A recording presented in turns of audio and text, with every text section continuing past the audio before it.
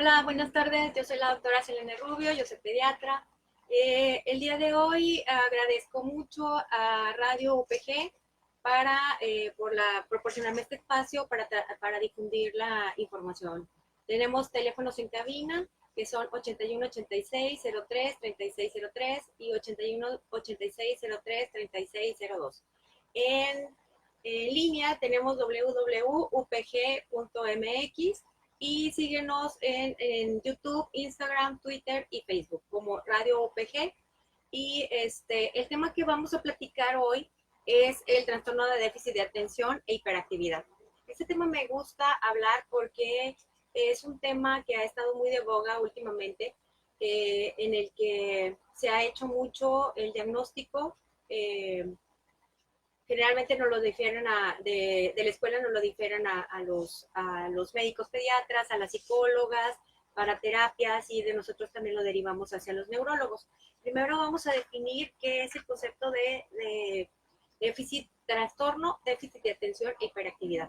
Como tal, podemos definirlo como un déficit en la atención, así, como tal. Entonces, aquí tenemos que el niño pues no va a tener una atención adecuada y además puede estar mezclado con hiperactividad, o sea, son los niños que están completamente quietos, que no están en su lugar, que se levantan, que no toman turnos para poder continuar con las actividades laborales.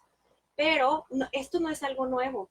Nosotros tenemos ya datos recientes de que desde 1900 ya se estaba diagnosticando estos pacientes.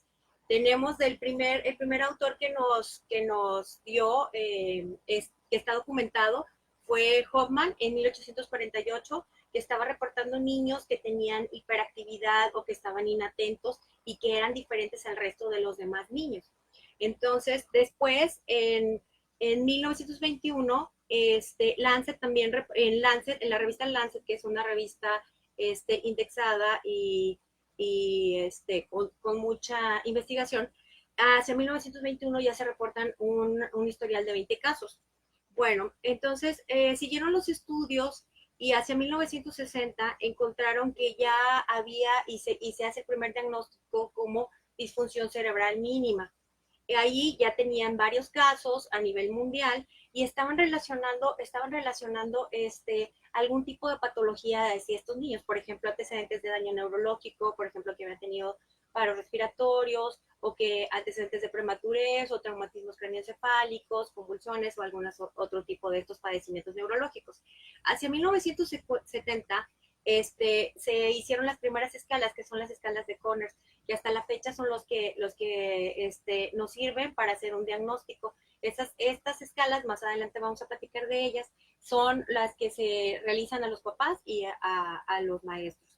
Bueno, entonces, ya teniendo como antecedente de que no es una enfermedad nueva, no es que apenas la estamos diagnosticando, o sea, tenemos antecedentes desde 1848, podemos decirte que es una patología que sí es importante porque está reportado en el 5% de la población infantil y alrededor del 2.5% de la población adulta. O sea que si estamos hablando que en el más o menos, de acuerdo al consenso de INEGI, en los pacientes, es una referencia un poquito lejana, o sea, en el INEGI del 2015 tenemos el reporte de unos niños de edad escolar más o menos de entre 6 y 9 años de 29.427 pacientes. Y si estamos hablando de que tenemos el 5% de nuestra población infantil tiene este problema, entonces en México estaríamos hablando de 1.471.350 según los reportes del INEGI del 2015. Lo que estamos hablando es que se está diagnosticando y ya se está dando tratamiento, pero nos estamos quedando cortos con las terapias, nos están faltando mucho las terapias, y los apoyos, sobre todo de tipo psicológico, los apoyos de tipo escolar, porque no todas las escuelas tienen o cuentan con los apoyos suficientes para las terapias escolares o para los apoyos escolares, para la lectoescritura, para el lenguaje, etcétera. Bueno, entonces primero tenemos que definir bien cuáles serían los criterios para para encajar con un síndrome. Pues ya que tenemos más o menos estadísticas y vemos que, que sí es una enfermedad que sí es importante, que es un problema que lo vamos a diagnosticar desde la niñez y va a progresar, o sea, lo vamos a seguir teniendo en los adolescentes y puede progresar hasta los adultos, hasta en un 2.5%. Es importante recalcar que generalmente vamos a tener un diagnóstico tardío en el 70% de los pacientes. Y la principal causa de acudir al médico, o sea, cuando ya no lo refieren, es por mal desarrollo académico. O sea, el comportamiento académico de estos pacientes pues no es bueno. Entonces, generalmente los diagnósticos los hacen las maestras y ya no lo refieren a los pediatras, nosotros los derivamos a ente psicología y después hacemos las valoraciones a neurología para iniciar un tratamiento. Pero no tenemos que esperar a que lo vea el neurólogo o a que la maestra nos está haciendo énfasis de que este niño tiene problemas, sino que entre más temprano hagamos el diagnóstico, pues iniciamos tratamiento y menos efectos colaterales vamos a tener y repercusiones en la vida diaria del paciente. Entonces, tenemos que los pacientes es más frecuente en niños, más o menos de una relación de 3 a 1. O sea, va a haber 3 niños con patología en relación a una niña. Entonces, para poder hacer el diagnóstico, bueno, hagamos un consenso de que más o menos a qué etapa es cuando vamos a tener el diagnóstico. Generalmente los niños nos empiezan a dar síntomas desde que están en el periodo del primer año de vida. Generalmente son niños inquietos, llorones, muy susceptibles, o sea, a veces que tenemos dificultades en la alimentación, que se hacen cambios de fórmulas frecuentemente, se refiere como cólico, pero se refieren como niños muy intranquilos y con dificultad para poder dormir. Posteriormente, la mayor parte de los diagnósticos los vamos a hacer durante la etapa preescolar, es decir, entre los 5 y los 5 años, entre los 3 y los 5 años de edad. Bueno, justamente en esta etapa es cuando los niños acuden a la escuela, en los que van a necesitar más concentración para desarrollar sus actividades. Es decir, en casa pueden desarrollar algunas actividades, o por ejemplo, los niños que ya van a la guardería, pues ellos ya tienen sus actividades y sus rutinas establecidas. A lo mejor esos niños se pudieran hacer el diagnóstico más tempranamente. Pero los niños que ya acuden a preescolar, que generalmente entran a los 3 años de edad, de 3 a 5 años, entonces aquí, como ya se requiere una mayor concentración para realizar actividades y tener convivencia con el resto de sus compañeros, entonces aquí es donde se empiezan a hacer los diagnósticos. Bueno, entonces, aparte porque el desarrollo de nuestro cerebrito, pues a esa edad se supone que más o menos está bien limitado, se termina hasta los 10 años, pero ya tiene una buena capacidad nuestro desarrollo para retener alrededor de los 6 años. Bueno, entonces, los pacientes se van a presentar como mínimo estos síntomas, que son alrededor de 6 síntomas los que van a presentar. Primero, lo tenemos que dividir como hiperactividad o impulsividad, o puede haber una combinación de ambos trastornos. Entonces, los datos de hiperactividad los vamos a relacionar como son niños que son completamente inquietos, que no pueden estar sentados en su lugar, que siempre están teniendo movimientos con las manos o con las piernas, así movimientos con las manos o con las piernas, tienen stickers en las manos, o tienen tics, o tienen movimientos así en los cabellos, en la nariz o en la barbilla. Entonces, hablan demasiado, generalmente no van a seguir instrucciones. Y aquí también podemos agregar el que es hiperactivo, que con impulsividad o sin impulsividad, porque hay varios diagnósticos. Por ejemplo, el que es muy impulsivo va a tener, sobre todo esto lo vemos en niños que son mayores, por ejemplo, en los de primaria o ya en adolescentes, los de la conducta desafiante, es decir, que desafían a sus profesores. O sea, no están conformes, no siguen atención, no siguen indicaciones, no toman su tiempo y tienen conductas desafiantes, es decir, se enfrentan hacia los profesores o a las personas que son sus cuidadores. Entonces, esos son los de hiperactividad.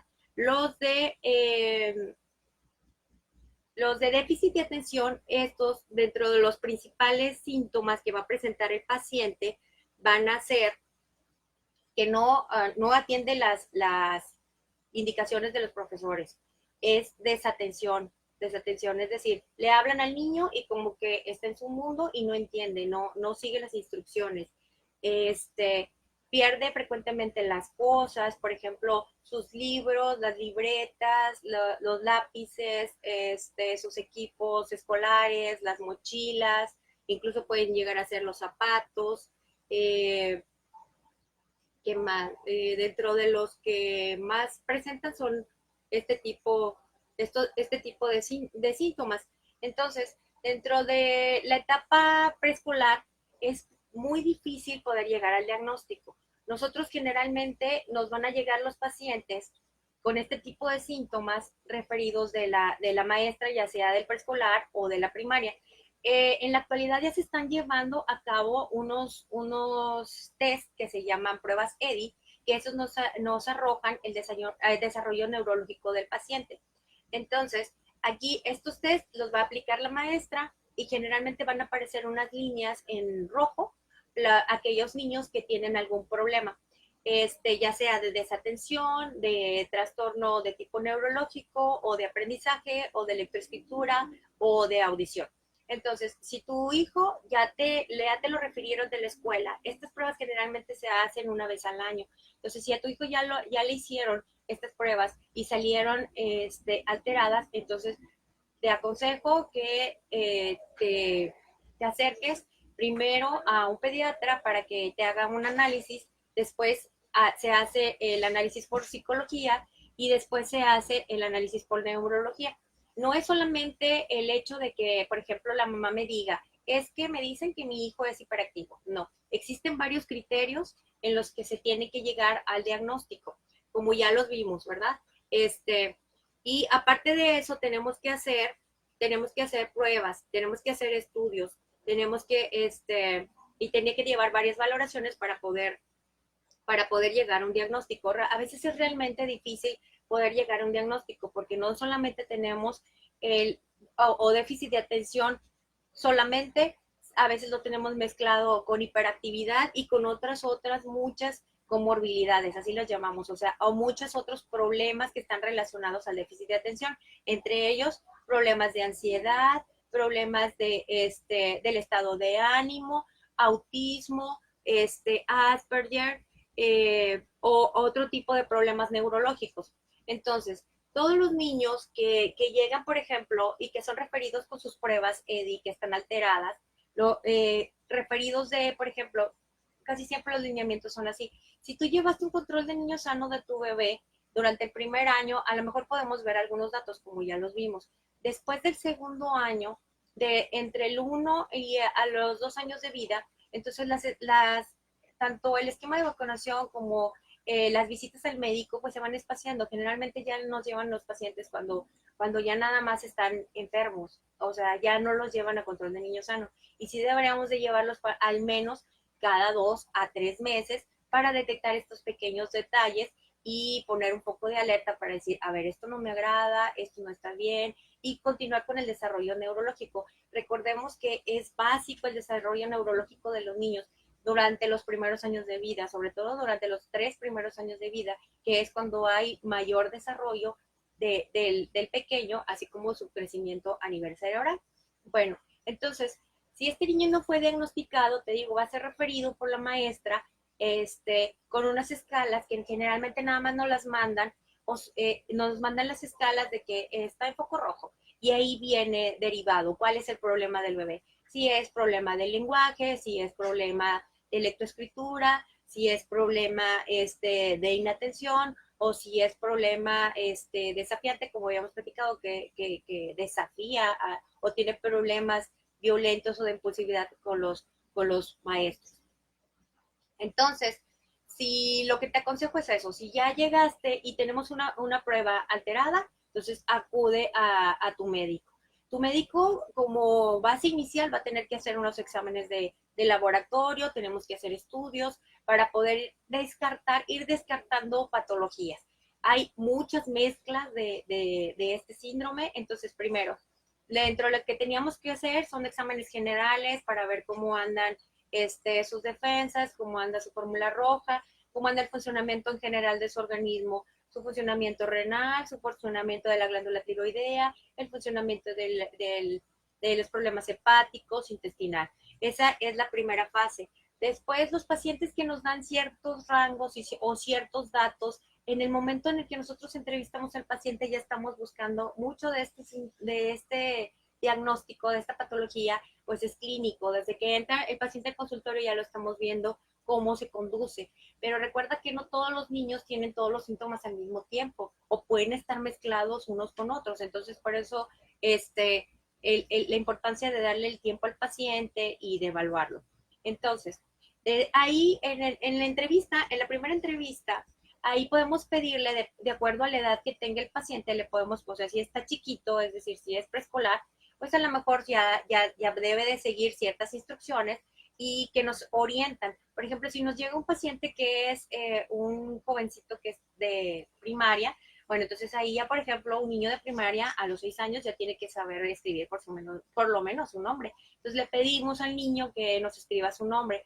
Al menos ahí vamos a darnos cuenta de si tiene problemas de lectoescritura. Es decir, si hay problemas en los que por ejemplo, escriba las letras al revés o escriba a diferentes maneras o que no pronuncie algunas palabras. Entonces, casi siempre los problemas de lenguaje o los problemas de lectoescritura se ha encontrado que el 80% de los niños que tienen problema de lenguaje o problema de escritura generalmente siempre van a tener un trastorno de déficit de atención, aproximadamente 80%. Entonces, fíjate, nosotros desde pequeñitos ya podemos tener ciertos datos con tu pequeño, datos de alarma, que te haga ver que digas, ah, bueno, es que mi niño no está bien en esto, yo creo que sí lo tengo que checar. Y pues vamos valorando al paciente, ¿verdad? A lo mejor a los 2 años, pues de acuerdo a la madurez y de acuerdo a las escalas que se le están aplicando, pues vamos viendo qué datos rojos me está dando a los 3 años. Entonces, generalmente estas tablas las hacemos cada 6 meses o cada año para que nos vaya arrojando más información. Entonces, si tenemos un pequeño que, por ejemplo, te lo llevan a los 3 años y que ese es un dato bien frecuente de la consulta, que no habla, ese es un motivo muy frecuente de consulta. Dices, a los 3 años, ya el niño debería de estar pronunciando frases largas, al menos de 10 palabras. Pero hay niños que me llegan a la consulta que nomás dicen ma, da, pa, ya, eso es todo, monosílabos. Entonces, ese niño ya es un poco rojo porque ya tiene problemas del lenguaje. Entonces, ¿ahí qué debo de hacer? Bueno, pues entonces me debo de acercar para que le hagan los test al niño y hacer caso, ¿verdad? De que sobre todo hace mucho énfasis en eso, de que el hecho de que hagamos un diagnóstico, de que la maestra ya te lo identifica, de que tu médico ya te lo está identificando con un problema, entonces es darle seguimiento para que el niño no vaya acarreando una patología que esté crónica y sin tratamiento, porque estos niños generalmente su autoestima es muy baja, tienen muchos problemas escolares, tienen muchos problemas de violencia y a futuro pueden ser un niños generalmente como estábamos hablando, tienen problemas que están relacionados con trastornos del ánimo, con sustancias, abuso de alcohol, abuso de sustancias prohibidas, entonces tienen muchos problemas y sobre todo su autoestima está muy baja, entonces, ¿para qué someter a mi hijo a este tipo de problemas si se puede llevar un tratamiento? Bueno, entonces, ya que nos lo refieren y que ya tenemos un poco rojo, entonces que ya vimos más o menos los síntomas que puede presentar mi paciente, existen unas escalas que son las escalas de Conners. Estas escalas se las aplican a las mamás y se las aplican a los niños. De acuerdo a los últimos lineamientos, bueno, estas escalas para que realmente tengan un poquito de veracidad, los podemos aplicar desde los 4 hasta los 6 años, pero realmente son aplicables a los niños de 6 años, es decir, un niño que va a primaria. Pero generalmente el niño, fíjate bien cómo es la evolución del paciente, me lo llevan a los 2 años porque no habla. Ese niño que ya entró a terapia de lenguaje, que ya lo que podemos hacer, mira, existen muchas terapias de lenguaje, existen ya muchas escuelas para poder dar una terapia de lenguaje y a lo mejor lo único que necesitas es iniciar la terapia y a lo mejor tu terapeuta te va a ir dando tips y todo para que vayamos siguiendo las terapias en casa. Esto es de mucho esfuerzo y de mucha colaboración de la familia para que tu niño no se vaya retrasando las actividades o que no sea catalogado como un niño problema o como un niño desatento y y ya está clasificado y el niño ya está con esa idea de que pues él no puede y bajamos aún más su autoestima cuando realmente estos niños, la mayoría, tienen un coeficiente intelectual dentro de lo normal. Bueno, entonces si este niño ya lo mandamos a terapia, vamos a notar que la gran mayoría de los niños tienen un gran avance conforme van progresando, pero este niño es un foco rojo, entonces debemos de darle seguimiento al paciente. Ok, entonces alrededor de cuando entre a la primaria, igual y tú puedes llegar y comentarle al kinder, llegar y preguntarle a la maestra, comentarle los datos y no esperarte que pase más tiempo y que ya me han llegado niños de secundaria que no saben leer, que no saben escribir, que no saben pronunciar algunas palabras. Entonces, pues esto no es viable para el niño, ¿verdad? Cuando lo podemos diagnosticar y darle un tratamiento desde que está en preescolar, fíjate, desde los 3 años podemos darle tratamiento. Bueno, entonces aquí ya este niño que sigue tiene que continuar con la terapia, seguramente este niño, aparte de su problema de lenguaje, también va a tener problemas con la lectoescritura, o sea, o confunden algunas palabras, B con D, P con Q, o hacen o no pronuncian bien algunas palabras, o escriben al revés, o no se les entiende. Este tipo de problemas hacen que el niño vaya bajando su autoestima y vaya bajando su rendimiento académico, porque él siempre va atrás del resto de sus compañeros y no quiere decir que no entienda o que lo cataloguen como burro o algo así, no, sino que se les necesita prestar un poquito más de atención y a este tipo de niños. ¿Por qué? Porque le tenemos que dar instrucciones de que mira, no está bien escrito. Entonces casi siempre los niños que tienen algún problema para hablar, siempre van a tener problemas para escribir. Entonces yo me tengo que enfocar mucho, primero, si tiene problemas de lenguaje, ok, después el lenguaje va junto con la escritura y lo demás que va agregado. Bueno, entonces es bien importante, te digo, énfasis en las terapias, todas las terapias. A lo mejor muchas veces puedes decir, yo no tengo dinero para una terapia, las terapias son muy caras, pero existen muchas terapias y hay muchos centros de apoyo, el DIF. Recientemente en Apodaca se acaba de abrir un centro en el que es exclusivo para este tipo de problemas, este tipo de hiperactividad, impulsividad y autismo y trastornos del lenguaje. Sí, hay filas muy largas de espera, pero es mejor iniciar un tratamiento y te digo, te dan una serie de datos y una serie de ejercicios para que tú vayas avanzando en casa, porque las terapias no te van a ver tan seguidamente, o sea, a lo mejor si son de manera particular, pues probablemente sí, pero si tú no tienes recursos para poder dar este tipo de terapias, entonces hay que pegarse al niño. Y existen muchos cursos y muchos videos que nos pueden ayudar para el desenvolvimiento de tu pequeño. Bueno, entonces, ya que empezamos y que ya más o menos tenemos un diagnóstico, tenemos que hacerse las escalas de Conners. Estas escalas de Conners nos dan más o menos los datos que te estoy preguntando, los datos que te platico. Por ejemplo, los de hiperactividad te va a preguntar, se hace una prueba a la mamá y se hace una prueba a los maestros. Por ejemplo, de hiperactividad tenemos que a menudo, eso es lo que te preguntan y tú nada más tienes que señalar, te pone, a menudo mueve con exceso sus manos y pies, ¿ok? Entonces ahí tú nada más le puedes, nada, solamente vas a tachar mucho, poco o nada, ¿ok? Y entonces así se hace una serie de preguntas y al último la psicóloga hace su puntaje y ya llegamos a un diagnóstico. Dentro de los datos que te va a preguntar dice, abandona su asiento en clases, a menudo corre, salta excesivamente, tiene dificultad para dedicarse o estar tranquilo en actividades, por ejemplo, para ver la televisión o para estar en videojuegos, habla demasiado. De los de impulsividad es que, por ejemplo, no se espera a que la maestra termine de dar instrucciones cuando el niño ya terminó o generalmente está interrumpiendo las clases o en una plática convencional de amigos o algo así, el niño interrumpe repetidamente y no permita que se terminen las frases completas. Entonces no guarda su turno, siempre se levanta, siempre se anticipa, siempre se entromete. Entonces, esos son algunos de los datos.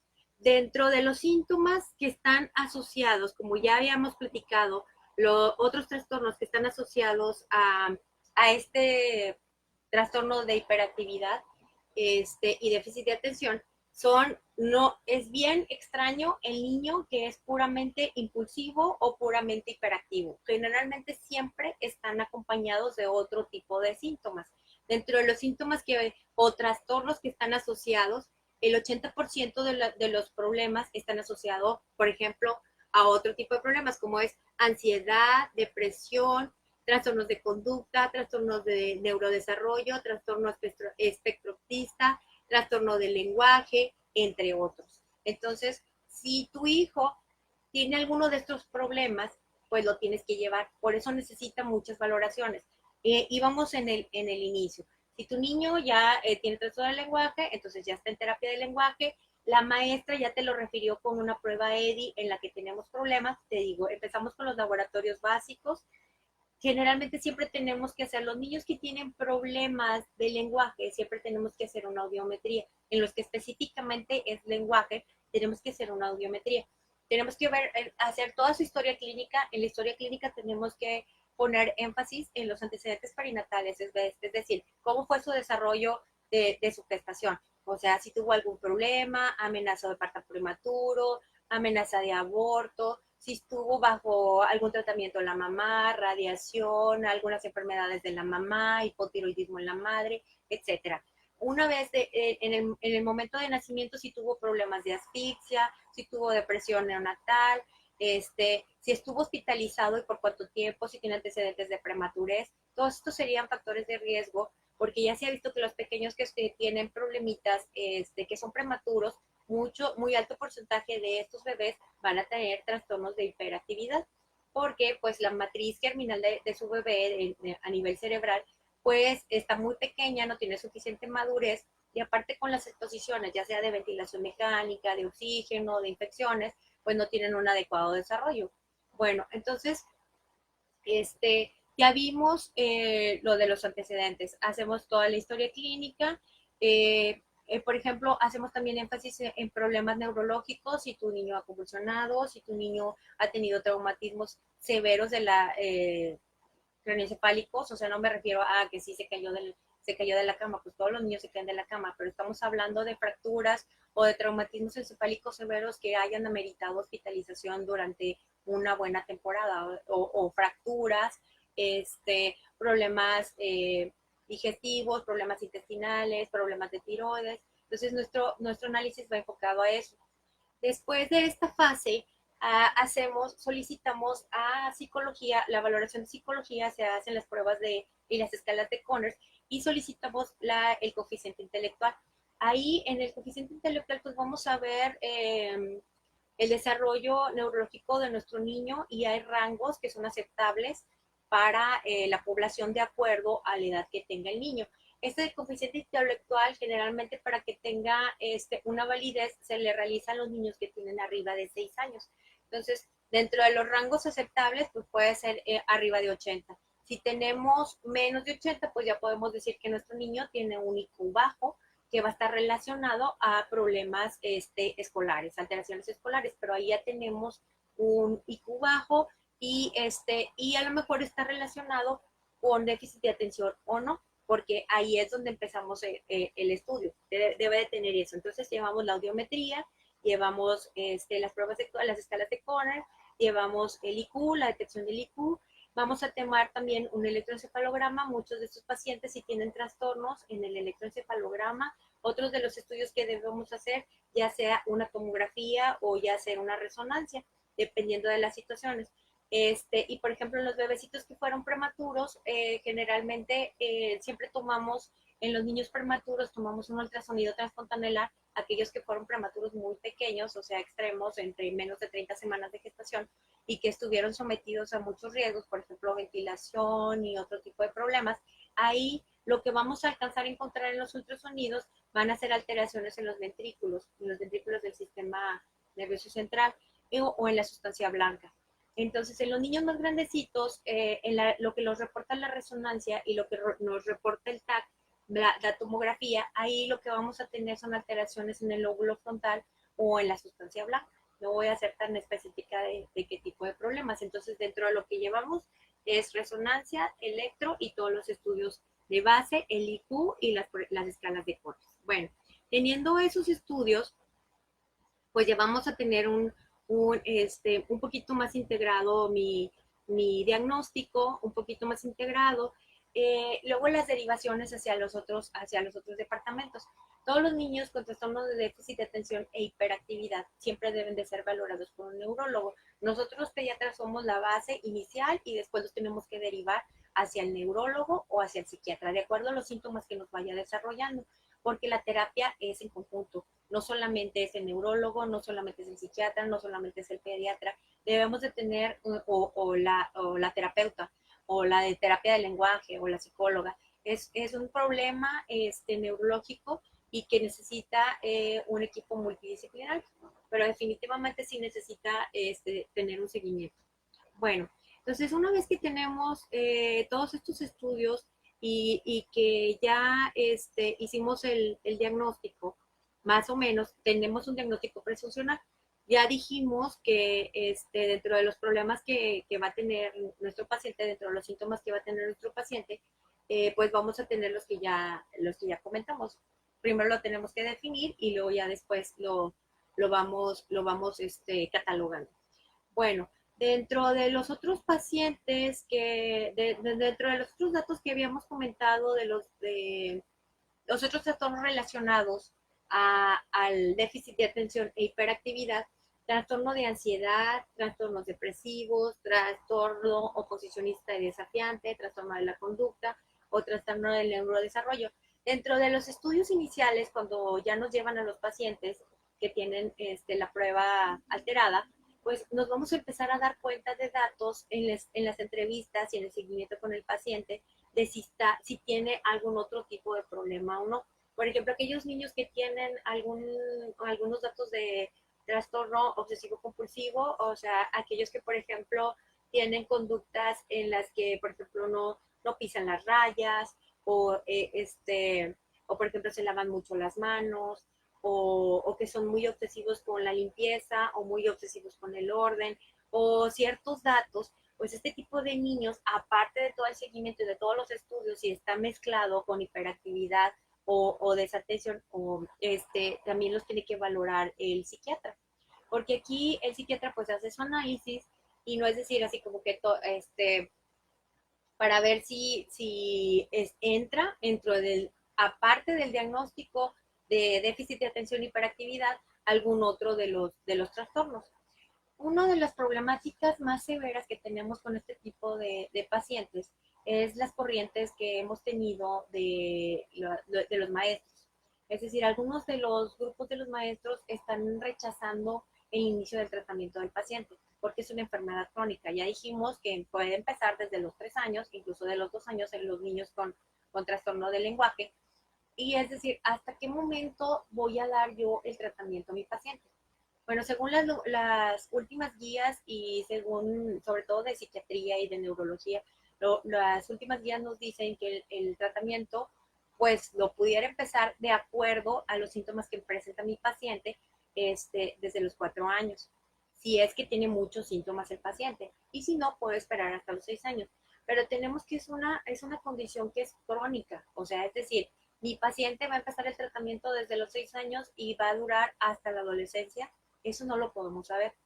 Lo que sí podemos saber es que si nosotros le damos, si tu bebé ya está, o tu hijo ya está diagnosticado con este problema, pues lo más recomendable es que iniciemos el tratamiento para evitar todo este tipo de problemas, que se haga la cronicidad hacia la adolescencia del tratamiento y que progrese hacia el adulto, porque ya vimos que el 2.5% de los pacientes pues va a progresar el problema hacia los adultos.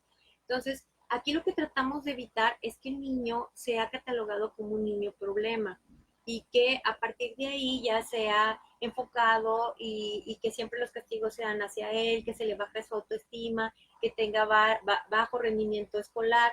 Y lo mismo se va progresa hacia los adultos. O sea, generalmente tienen eh, trabajos en los que no son bien remunerados, en los que tienen problemas en el trabajo, en el que tienen bajo rendimiento en el trabajo. Entonces, son personas que tienen muchos problemas. Entonces, tenemos que enfocarnos a que, a que todo paciente que ya se hizo un diagnóstico, pues debe de recibir un tratamiento. Dentro de los tratamientos que tenemos, o sea, no solamente es la medicación, no solamente es la medicación, sino que también debe de tener, de acuerdo al diagnóstico del paciente, pues enfocarnos también al problema principal del paciente. Es decir, si tiene problema de lenguaje, nos tenemos que enfocar también al problema del lenguaje. Si tiene problemas de lectoescritura, pues entonces su maestra de apoyo para la lectoescritura. Si tiene a lo mejor problemas solamente es desatención o hiperactividad, con el tratamiento va a ser suficiente. Pero nosotros podemos ayudarle con conductas en casa o conductas en la escuela, platicando con las maestras del tipo de situaciones. Es decir, este tipo de niños, aunque estén en tratamiento, no es posible darles 20 instrucciones al mismo tiempo. Es decir, tenemos que tener paciencia y darle instrucciones a este niño de una por una y no un resto de instrucciones a todas al mismo tiempo. Es decir, por ejemplo, vamos a hacer actividades, por ejemplo, la maestra puede sacar su libro, saque su libro, matemáticas, página 8, pero no puede estar el niño escuchando música, viendo televisión, o estar con los audífonos, estar con el celular y haciendo tarea al mismo tiempo, porque pues es desatención, si tiene mucho componente de desatención. Si es impulsivo, entonces ahí tenemos que invitarle al niño, digo, sin regañarlo y sin maltratarlo, porque generalmente son niños muy maltratados, que no se adaptan, que son poco sociables, precisamente por el problema de que ya están catalogados como niños problema. Entonces aquí tenemos que impulsarlo a que desarrolle actividades, sobre todo de tipo físicas, en las que se necesite atención para que él mismo, de acuerdo a su maduración, vaya pudiendo desarrollar sus habilidades. Bueno, dentro de los medicamentos que ya están certificados por la FDA y que tienen muy pocos efectos colaterales es el metilfenidato. Aquí tengo un conflicto con las mamás porque muchos pacientes ya están diagnosticados, ya está valorado por el neurólogo, ya está valorado por el psiquiatra, está valorado con todos los criterios y con todos los estudios, y la mamá no le da el tratamiento. Entonces, pues iba a las citas, generalmente el abandono del tratamiento es porque siempre se lo tiene que dar. Desde que inicia el diagnóstico, desde los 6 años hasta la adolescencia, tenemos que darle tratamiento. Entonces, los padres suelen abandonar el tratamiento. ¿Por qué? Porque dicen que es un tratamiento muy crónico, que va a pasar, que su niño va a ser un adicto, que es mucha medicina. Bueno, existen terapias que hemos utilizado que generalmente les damos el tratamiento, es de acuerdo, el tratamiento es la dosis de acuerdo al peso del paciente. Entonces, y también de acuerdo a las actividades. Recordemos que, por ejemplo, en las actividades académicas, si el niño va en la tarde, pues el tratamiento lo vamos a iniciar en la tarde. O si el niño va en la mañana, pues la primera dosis de tratamiento va a ser en la mañana. Generalmente siempre los dejamos descansar sábado y domingo y las vacaciones para que durante esas actividades, durante ese fin de semana, pues el niño descansa, no toma tratamiento. A otras mamás, cuando inician el tratamiento, es increíble la manera en la que llegan a la consulta y te dicen, es que mi niño es otro completamente, la maestra saca muy buenas calificaciones, está muy tranquilo, está sentado en su lugar, cumple con sus actividades académicas, cumple con sus actividades escolares, hace las cosas también, desarrolla actividades en casa.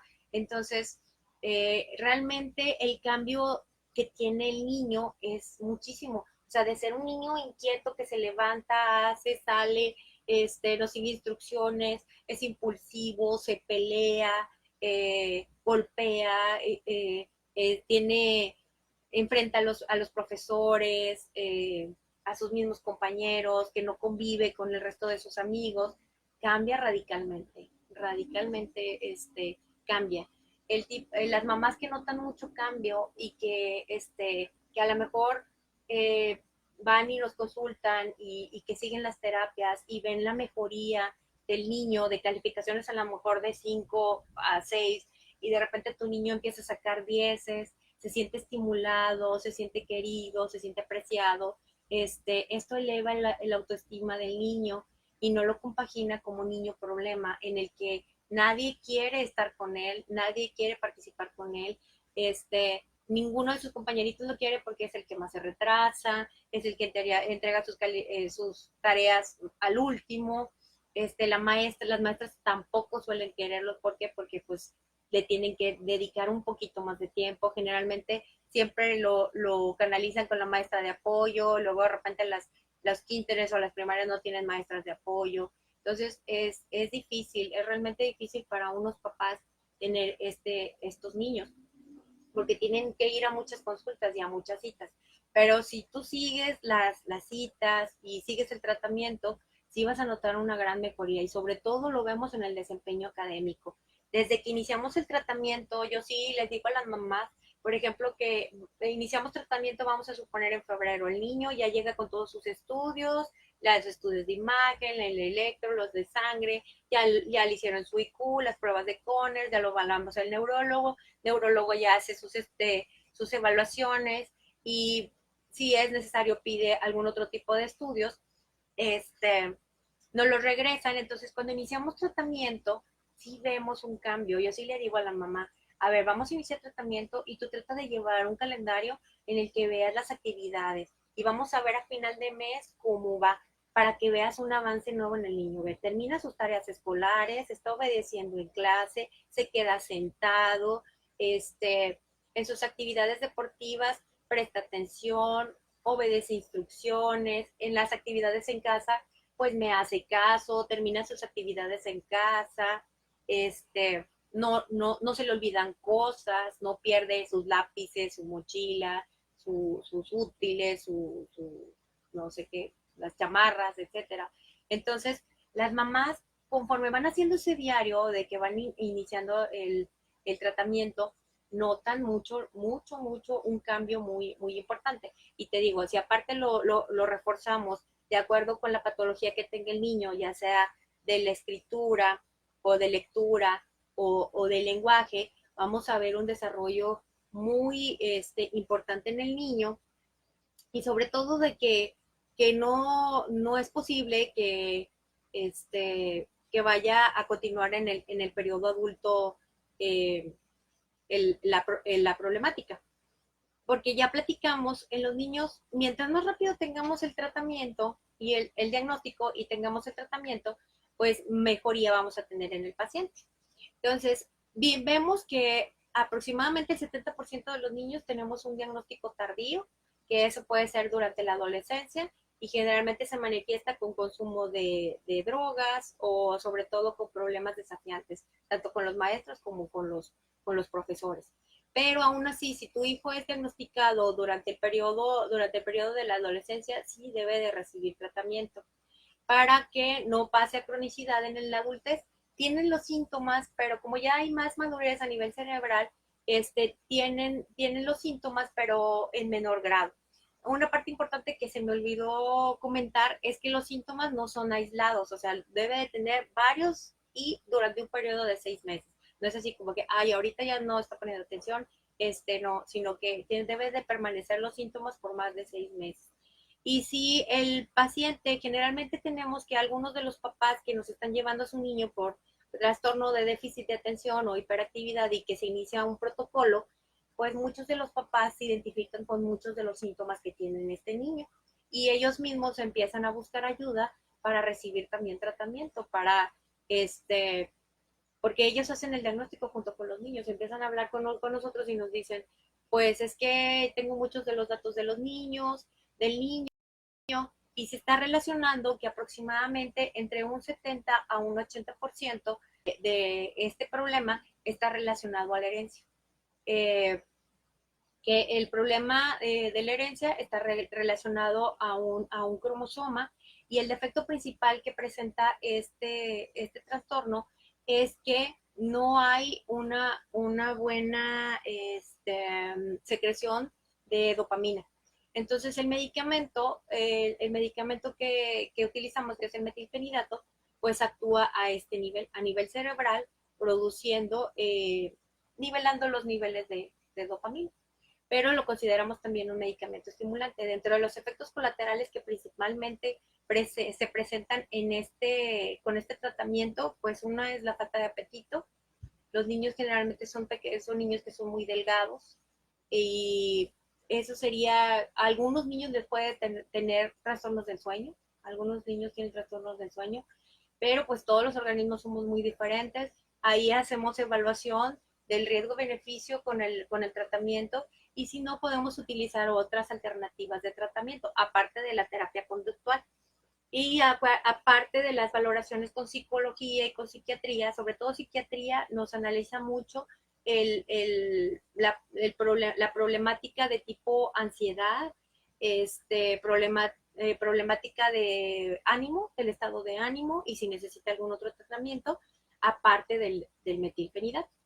Entonces, esta, para cerrar, es una patología que es muy frecuente. Como ya hablamos, generalmente cuando ya está consensado el diagnóstico en los niños es de 6 a 9 años, más o menos cuando ya hacemos el diagnóstico y se presenta en el 5% de la población infantil. Haciendo el cálculo de acuerdo al INEGI, hicimos un cálculo más o menos ahí del 2015 y nos sale que alrededor de 1.500.000 niños en México tienen este problema.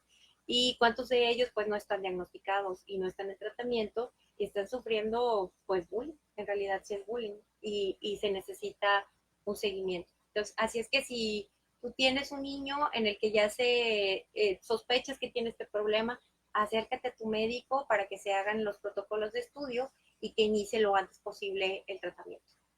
Bueno, yo soy la doctora Selena Rubio Pineda, yo soy pediatra y agradezco a Radio UPG esta oportunidad para transmitir este conocimiento. Gracias, nos vemos la próxima. Hasta luego.